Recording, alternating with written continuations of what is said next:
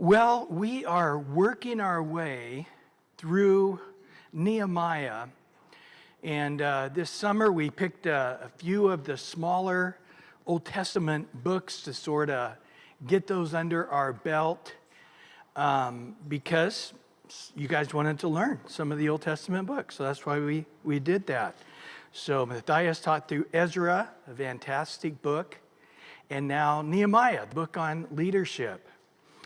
Well, you know, not all the Bible is the Word of God, but not all the Bible is equally as important as other parts. So I think the Sermon on the Mount in Matthew 5 is probably more important than Genesis 5, which is just a genealogy, right?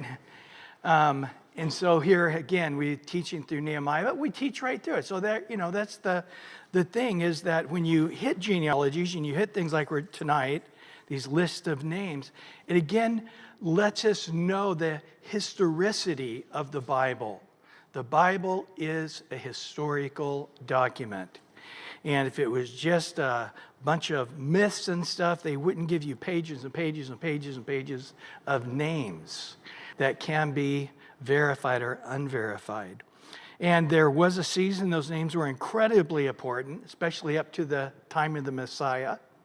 And especially at this time, who can be a priest and who can be a Levite, who's from the tribe of Aaron, the tribe of the Levites, are they truly?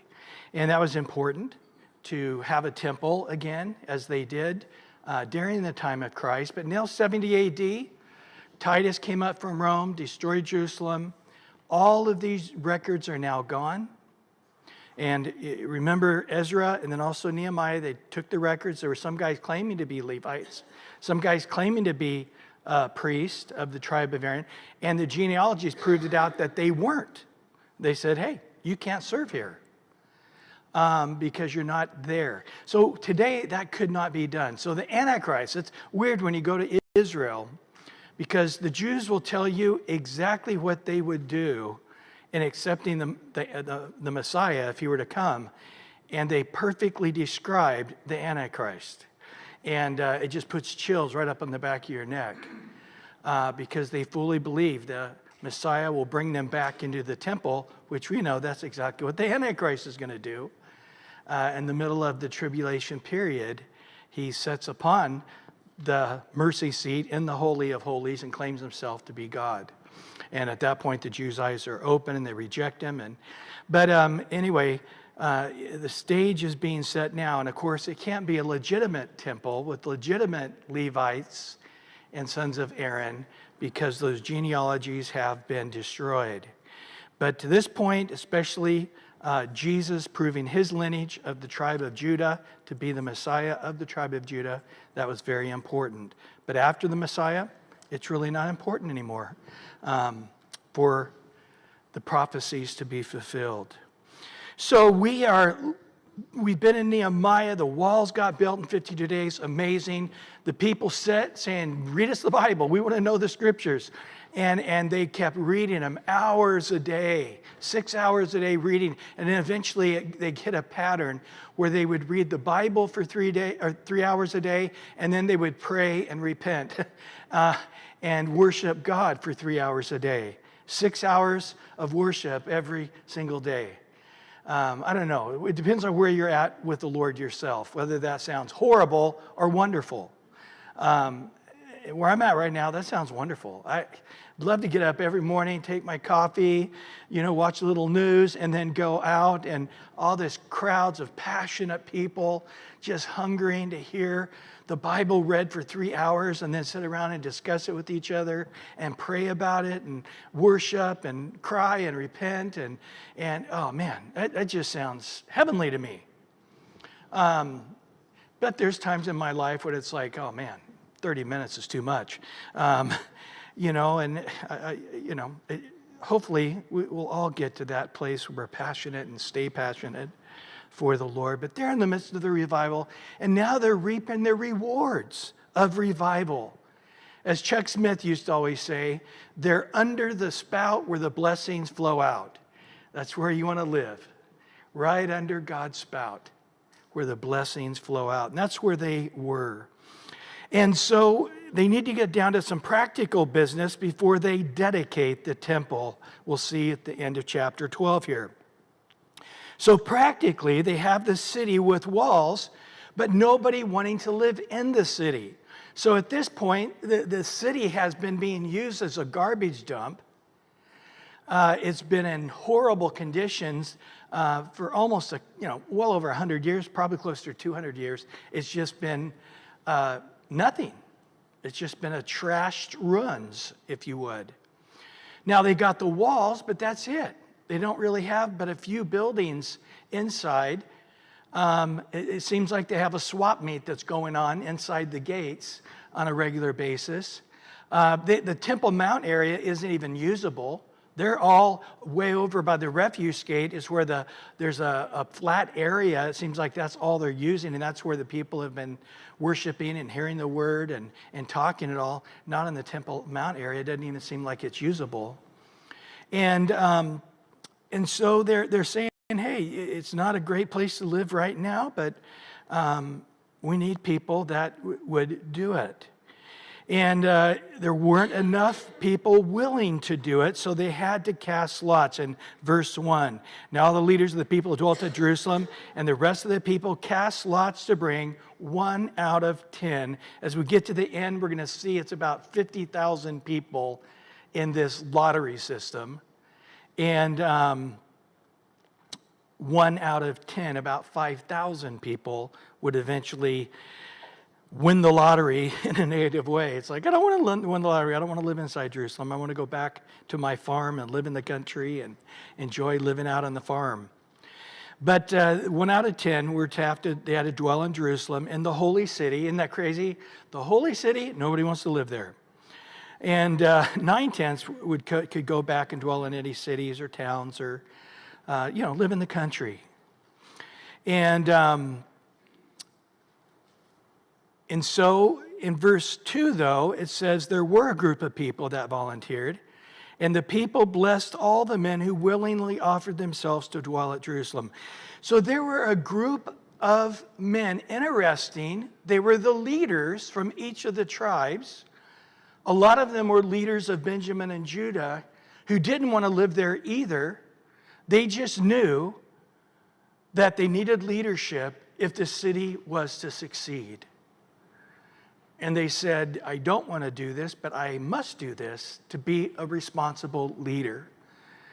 And to not just have a bunch of people meandering around in the city and nothing really progressing or moving forward. We need to get there to make sure the water systems, the sewage systems, the building structures, they need leadership to organize this thing and to get it built up and growing. And so they realized it was a great sacrifice. These men who had the money, had the prestige, but are having to live in a difficult situation. We had a meeting on Monday night with a group of guys that, and it was neat. Dennis shared that, how, man, that he just came to a place in his life in maturity where God just said, step up and do it. And he's been doing it for decades now, but just consistently. And there were some guys before him that he followed in their footsteps who just were tough dudes that were just consistent in setting up chairs and tearing down and being there to do the work of the ministry in very practical terms. So all the people blessed those people that were willingly giving themselves to be these men in Jerusalem. And of course, their whole families would be with them as well. They had a unique pioneering spirit. They had an ability to endure the hardship, the discomfort, to accomplish a greater work for God's kingdom. Well, a lot of names here, and I would hate to read it all and spoil the fun for you to do it on your own. So it'd be like unwrapping Christmas presents for you. So I won't do that. But we start there in verse 3, and it's breaking down all the heads of the province who dwell in Jerusalem. Now, in the cities of Judah and Benjamin. So remember when Joshua came into the promised land, everybody got sections. Well, the section where Judah, the tribe of Judah and Benjamin was in the Jerusalem area and around, all the way extended to Bethlehem, of course, the city of David. And outside, and again, if you get a map, you can see that district, but it wasn't a huge district, but they did have a very specialized district with a couple of large cities, that being Jerusalem and also Bethlehem at the time, and other cities around. So it was a very influential area they got. And of course, once David became king, he had known all along that that's the place where God had chosen to put his temple and to put his name in Jerusalem. And so he says these guys of this tribe, everybody dwelt in their own possession. So each of the people in the tribes, each of the family heads in the tribe of Judah and Benjamin would all get a plot of land within the area of those two tribes. And so these are ancient possessions that they had. And the priests and the Levites and the Nethinim are descendants of Solomon's servants. So we'll talk about that, Nethinim, in just a little bit. But so when you study through the Bible, the tribe of Levi actually wasn't counted as a tribe. If you count them as a tribe, there's actually 13 tribes of Israel. And of course, 13 is a number of triumph. It's a great number. Joshua went 13 times around Jericho when it fell down. So I thought 13 was a lucky number. It is for Satan. But they didn't count the Levites as a tribe because that was the Lord's people. So what they did is outside the cities, the priests who had a ministry in the various cities, they got the space on the outside of the city walls for their gardens and their chickens and their sheep and their goats. So they had milk and vegetables and fruit trees and so forth. And then, of course, there was a number of cities of refuge. That's a whole nother story. I don't want to go into that. But, and so he's saying that the priests were sprinkled in and amongst all the various villages around, as it used to be in the olden days when things were set in order correctly. So now remember, Zerubbabel brought back the group from Babylon back to Israel. They had been kicked out for 70 years plus. But now things are starting to slowly take shape with the Levites again. So it appears that even though they've been back, remember Ezra came back, and he came back with a group of Levites and priests, that nobody was operating as a Levite or priest. Ezra got back, they built the temple, and they still weren't. So those who were Levites and priests were pretty much just farmers and regular merchants. They weren't operating in a spiritual realm whatsoever. But now, in this revival after the walls are being built, things are starting to take shape again, as they had done years and years in the olden days, before Babylon and before that, when things in the country were healthy. And so the way God's order is supposed to work, it's beginning to slowly happen that way. In verse 4, in Jerusalem dwelt some of the children of Judah and the children of Benjamin. And then he gives a list of the children of Judah, and predominantly a guy at this time who was sort of a mainstay of the tribe of Judah was Perez. And so he came up from Mexico, and but this house of Perez was sort of a prestigious house of Judah at this time. And it names 468 of them, all valiant men trained in war. So this is sort of a point of saying, wow, we didn't just have anybody living in Jerusalem, but we had some of the most princely of the princely, some of the greatest, richest, most powerful people who came and moved in Jerusalem. So that really had to help, right? I mean, that really had to help causing people to value Jerusalem, which they're clearly not at this time. It's not a place you want to live. But yet these well-to-do, well-known people, mighty men of valor, are moving in there. And then in verse 7 through 9, you have the sons of Benjamin, about 928 of them, so almost twice as many that of Judah. That's substantial. And then of the various priests, I'm not going to go into it tonight, but there is 3 different breakups of Aaron's sons. And each of the sons had a different job in moving the tabernacle in particular. And then later, who would be actually in the temple, that would just be the Kohathites, that of the one son Kohath, went into the temple. They were the high priesthood. And then you had Merari and so forth. And they all had their different jobs outside the temple area. And so some were heads of the father's house, it says in verse 13. Verse 12 tells us some did the work of the house. And when you add it all up, it's about 1,190 of the priests, of the actual sons of Aaron. And then of the tribe of Levi, not those who were sons of Aaron, there was about another 284 of them that lived in the holy city. And then in verse 19, you had gatekeepers, people who were just doing the job of administrating, cleaning, setting up, tearing down, organizing. If you look at the Jewish calendar, there were always feasts getting ready to happen or just happening. And there's a lot of things that would have to be turned over and changed for each of the different festivals. And so they were just employees, if you would, who were historically, their parents, it's sort of a family job that were able to do this. And so they're back there now doing the administrative work, helping out the Levites and the priest. And so basically what we have up to this point is a list of all the heads of the province who lived in Jerusalem.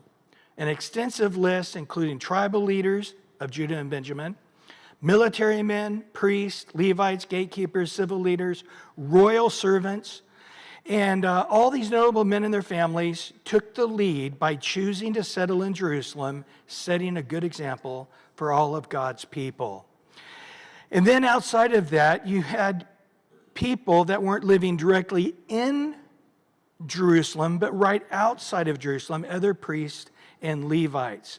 So it appears that they probably lived right outside of Jerusalem, but still came into the city each day to work and to minister, even though they sort of had a house in the suburbs, so to speak.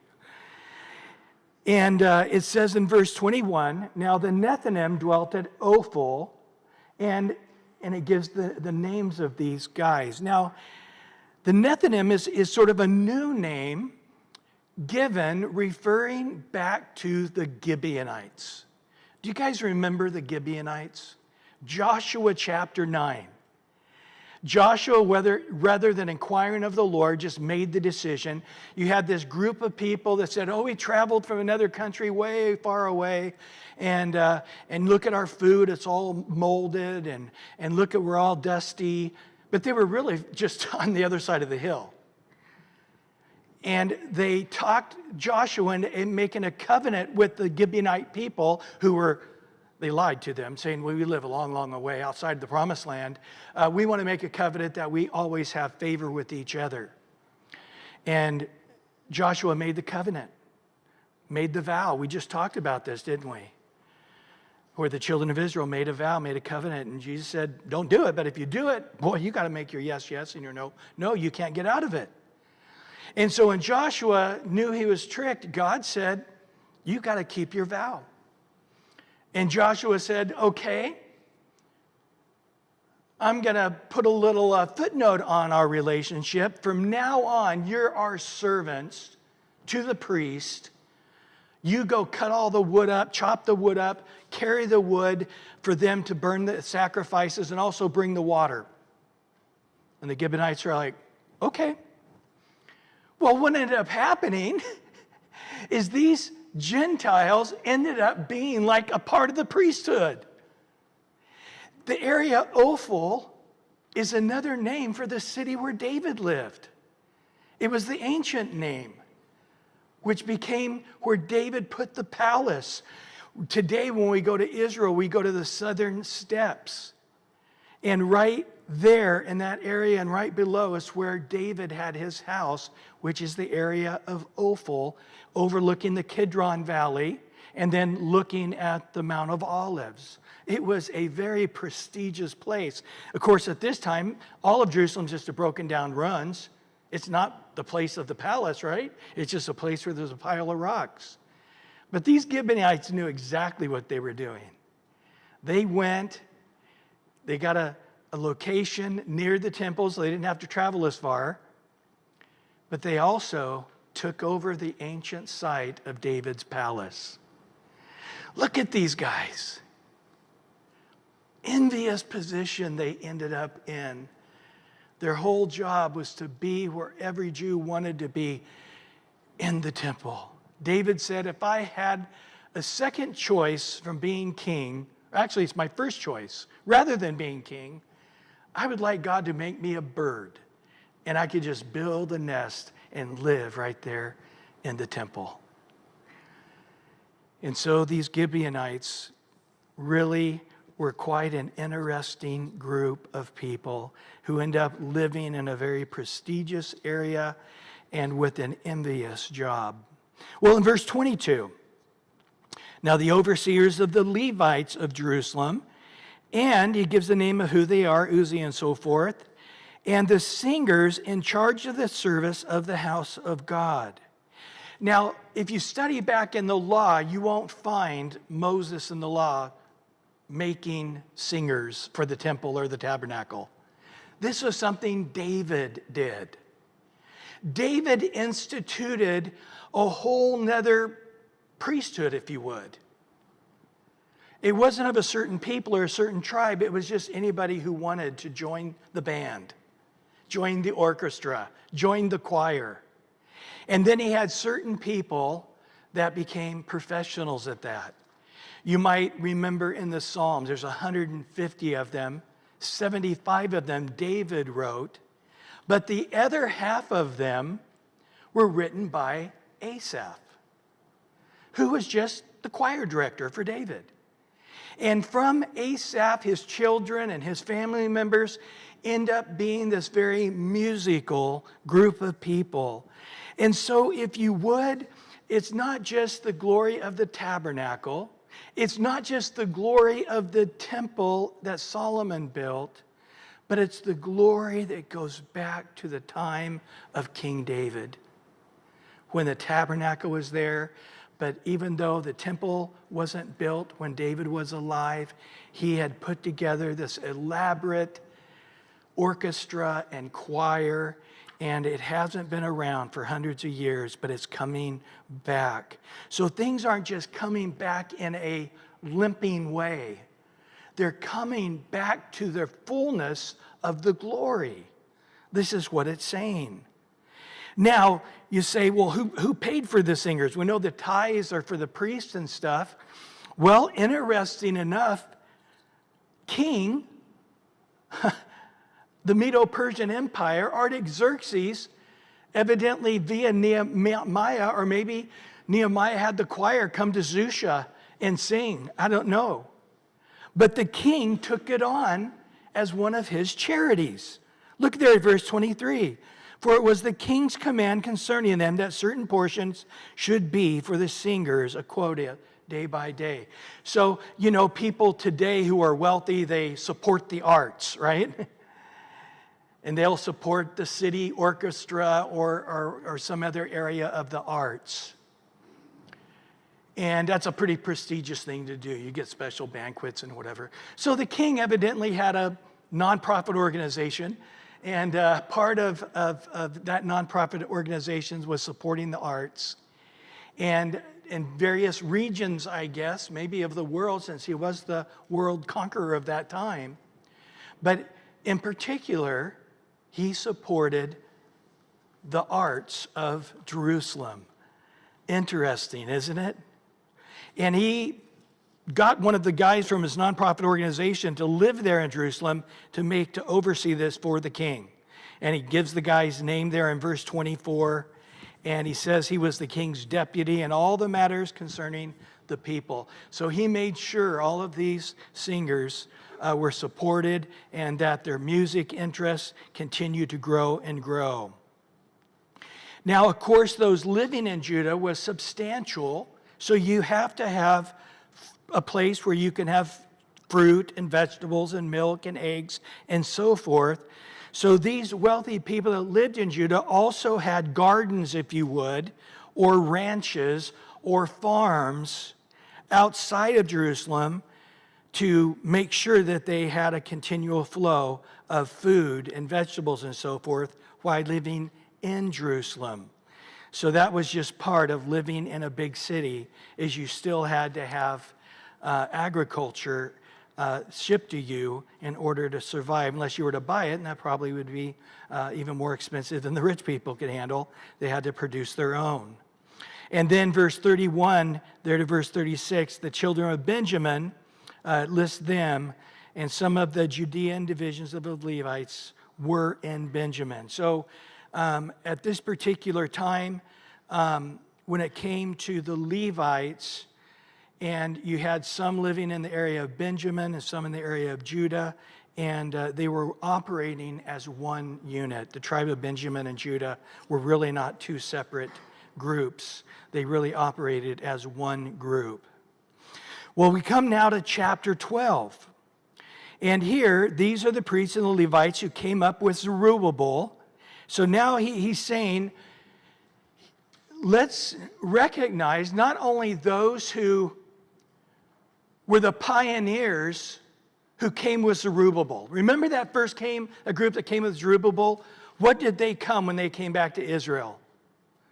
It was a harsh land full of pirates, okay? It was a dangerous place. It was a place where there was nothing going. It was a destroyed land. Wow. These people, a lot of them were professional, wealthy people. And they literally made the choice to move to a very harsh third world environment, especially coming from Babylon, the most modern country in the world. And so if you would, this would sort of be like, for us, a list of the people who were on the Mayflower. You know what? I think I've met at least 1 million people who their relatives came off the Mayflower. It's amazing how everybody likes that. I grew up in Visalia, and there's several Indians that also went to school with us. And they're like, no, my parents were on the Mayflower. We were shooting at them. So we always had a fun time with that.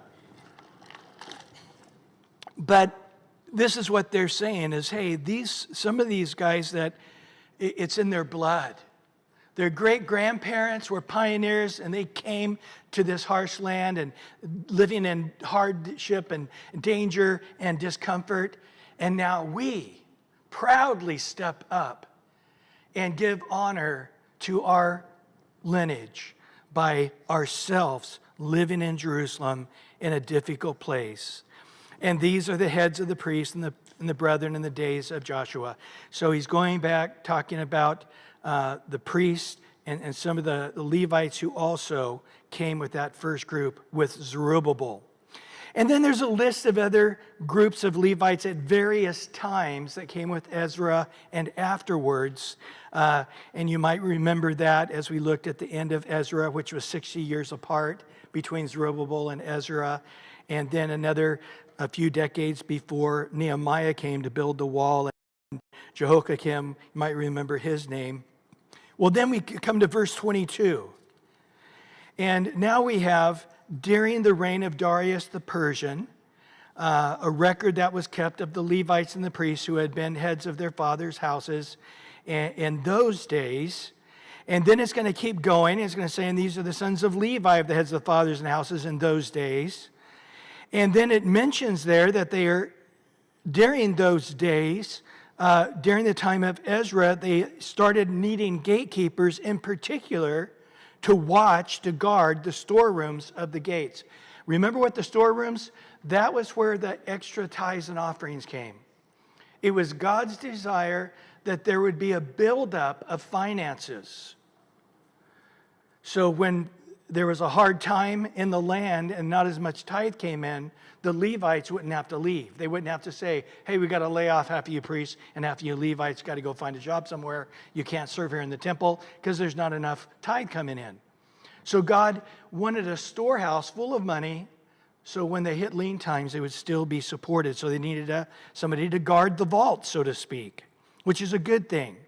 And then he also says, now these are the guys that were around all the way up to the present day, while Nehemiah was governor and Ezra was priest. And so now we're sort of up to present time.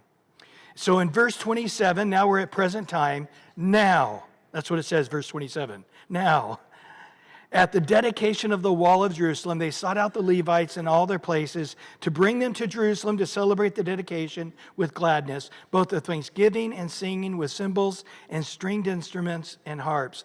So it sounds like they didn't really want to advertise it because they had so many enemies in the area. They were going to do a dedication. They wanted everybody there. But they just said, go out and make sure that every priest, every Levite in all of the country of Israel know to come. And as we're going to see here in a minute, they had to come a few days earlier to practice because this ended up being a very elaborate, choreographed event. And so they made sure that happened. And again, it would be a dedication with gladness, thanksgiving, singing, cymbals, stringed instruments, harps. It was going to be a big concert, a big event, a very organized and well-structured and quality thing. We want everybody here. In verse 28, the sons of the singers gathered together from the countryside around Jerusalem, from the villages. And he goes on to say, for the singers had built themselves villages all around Jerusalem. So leave it up to the music people. They all build these little musical compounds, these little musical communes, these little musical villages that were kibbutz for musicians. So if you had a desire to become a musician, you could go and live in one of these musical villages, and they would teach you, and you would practice, and then you're not too far away from Jerusalem, so when it came time to come and use your talents, you're right there to be a part of it. And again, they were supported financially by the king, Artaxerxes, to be able to have these artistic communes. And before that could happen, again, everybody's there in town. They're practicing, they're rehearsing. The musical people are getting together. Probably some of the people in different villages go to the place where all the musicians are living and sleep there for a few days or having a little musical retreat. And all the priests now are gathered together, and everybody's a part of this. As they go around, they first purify themselves, but then they purify the people. They're going throughout the city and all around and purifying the people, sprinkling of water. But they're also doing it with the gates. And they're also going around and doing it all the various bricks all around, inside and outside, probably the city of Jerusalem. I had one of the guys who was a relatively new believer in our church in San Diego who rented a place, and he's like, Bryan, hey, read this right here. I need you to come over and anoint every door in my house and every window and all the walls, and I just, I was like, wow, man, I'll do that.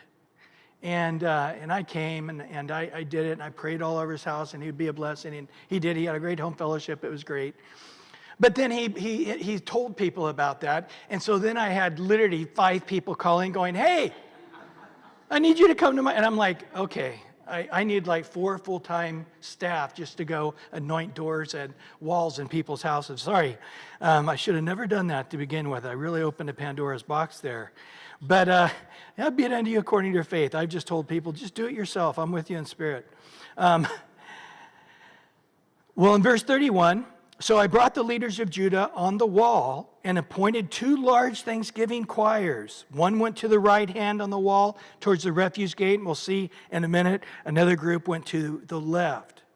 Now, I'd just like to point out here, remember earlier, Tobias, Sanballat, to dishearten the people, they were throwing all these little fiery darts.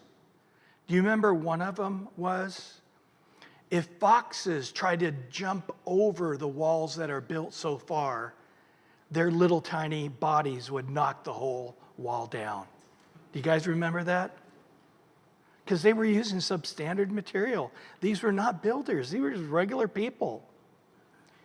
But now we see how strong the Lord is making this wall, that virtually the entire population of priests and Levites and singers and leaders are going to be standing on top of this wall all the way around. Thousands of people this wall is going to support. So again, if you're thinking like a city the size of, LA or something, if you look at the South Coast Plaza Mall, okay, the greater mall there, that's about the size of the city of Jerusalem at the time, okay? It wasn't huge. The temple itself was about the size of this room that we're in right now, not much bigger, actually a little narrower and just a little bit longer. So again, it's pretty astounding when you think of how this was going to work out. So after they purified themselves, they had one group of leaders with instruments and singing, and they came up and they walked up onto the wall from the steps wherever they were at, and they're singing and the instruments are playing. But then after them, on another, I'm picturing like one set of steps going up this way, and then another set of steps maybe a little further down going up the opposite way. And these guys now are going up the other way, half of those leaders of Judah. And it goes on to tell us there, with musical instruments of David and the man of God, so some special instruments that were invented by David. They were remade, the designs were there, and they actually had some of those. So again, the glory of the time when David was king. Now Ezra the scribe went before them. So now you got Ezra sort of leading this group of people. So you had the first group of people that were being led going one direction. Now Ezra leading another group of priests and Levites, and the musicians going in another area, and they're all marching along the wall, filling up, and eventually they'll come to their spot and stop, and everybody will turn and face into the city. And it tells us there that Ezra went before them, the fountain gate, the front of them, and they went up to the stairs of the city of David. On the stairway of the wall, beyond the house of David is the water gate, eastward. And I gave you a map. I should have given you one again tonight here. So Oshea took half of the leaders to the right with the musical instruments in the hand. Ezra took another group, went to the left, evidently. And then in verse 38, now other Thanksgiving choir went the opposite way. I, Nehemiah, was behind them with half of the people on the wall. So now you're actually having the groups crisscrossing each other. On the wall, there's like two lines of people.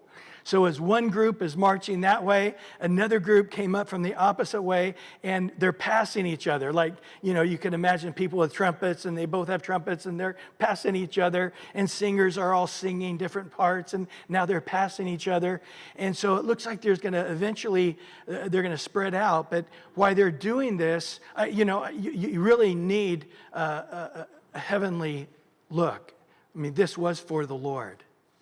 So from above, if you would, looking down, sort of like the Olympic, first night of the Olympics, they're pretty orchestrated, pretty amazing how they have all those things going. This is what it would have looked like. Everybody in their best of the best garments, and all the musicians practice, and all the singers together, and you got this great choreograph going as they're coming up on the wall, and then on the wall, and crisscrossing, and passing each other. And then in verse 40, so the two Thanksgiving choirs stood in the house of God. Likewise, I, Nehemiah, and half of the rulers with me. And so he's sort of saying that in verse 40 again. And the singers sang loudly, he says in verse 42, with Jezariah the director. So they're all singing, but the director is maybe down on the ground, and everybody's spread out looking at him. And again, there's not a lot of buildings in Jerusalem at this time. And so they're able to see him, and he's directing them, and it's very organized, very quality being done. And so on that day, they offered great sacrifices, verse 43. Rejoice, for God had made them rejoice with great joy. The women and the children also rejoice. I guess a little harder to get them to rejoice, I don't know. And so that the joy of Jerusalem was heard afar off. So wow, what a day of dedication. You know, I've done a few dedications. I had Chuck Smith do both of them. I built a smaller building, eventually built a bigger building. Chuck came both times, and it is a great time. But we weren't this organized. We didn't go knock ourselves out to this degree, mainly because we were exhausted from the building project. But when we get our building, okay, we will do this right? We'll pull out the bands and the orchestra and the choirs, and we're going to do it upright. Well, verse 44 now. At the same time, some were appointed over the rooms of the storehouse for the offerings of first fruits and the tithes. So now finances are coming in as people see what they are supporting and why it's important for them to have full-time priests, full-time Levites, full-time singers. For Judah rejoiced over the priests and the Levites who ministered. So now really things are coming together as God has said in his scriptures. He wanted those things to come together. Verse 45, and the singers and the gatekeepers kept the charge of their God and the charge of the purification according to the command of David and Solomon his son. So now they are doing it the way it was done in days of old. Back in the days before the temple, when David was king and the tabernacle was there, then after the building with Solomon was there, the glories of God being worshiped in such a quality way was once again happening. And in verse 46, for the days of David and Asaph of old, there were chiefs of the singers, songs and praise, thanksgiving to God. So there wasn't just one choir, there were several choirs. There wasn't just one orchestra, there's several different groups of orchestras, and different types of bands and different types of music that were within the temple. Not just one type, there was some unique groups.